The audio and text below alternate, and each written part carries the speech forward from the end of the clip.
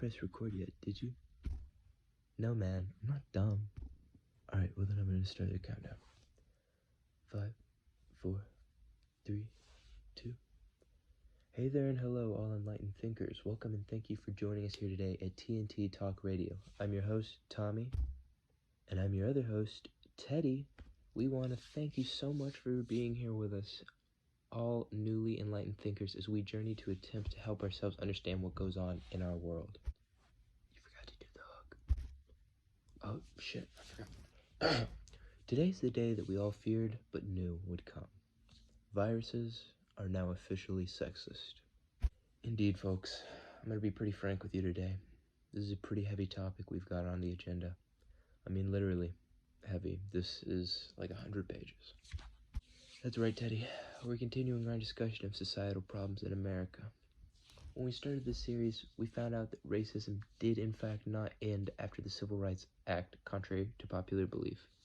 Climate change was not significantly impacted by the manufacturing of the Toyota Prius, and of course the many issues involving the COVID-19 pandemic.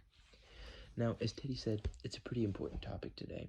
There's emerging research suggesting that COVID-19, more commonly known as coronavirus, is sexist. Correct, Tommy.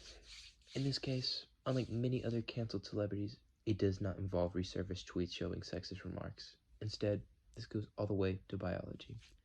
A study done by the Biology of Sex Differences in London has recently been comparing data from many countries, including China, Germany, France, and Switzerland.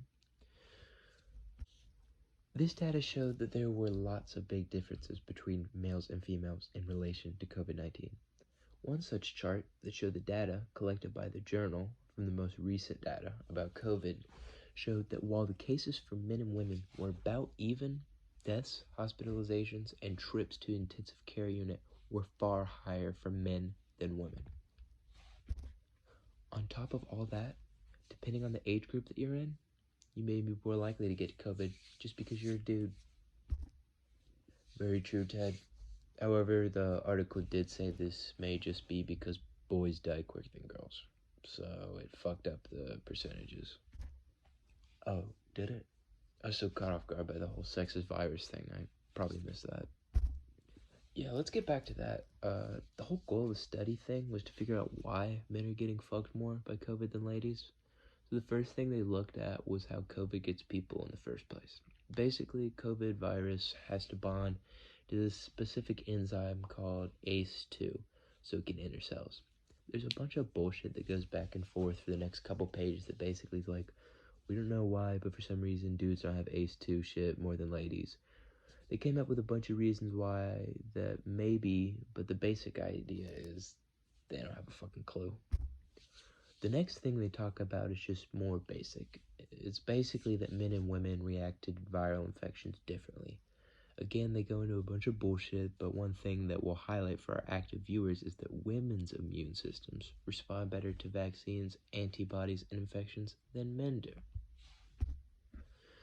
To top this all off, one thing that affects how the immune system works is sex steroids, like testosterone. That's right, folks. COVID-19 might be transphobic too. It basically works like when a sex steroid bonds to the receptor thing, it fucks up the way signals are sent to the body. Next, the article talks about different norms for genders, really only men and women. How things like differences between lifestyles might be the reason why guys are dying more. Things like smoking and drinking, which is more common for guys, apparently are known for increased risk of developing diseases and shit. But these differences should kind of even out because they should also be affecting women.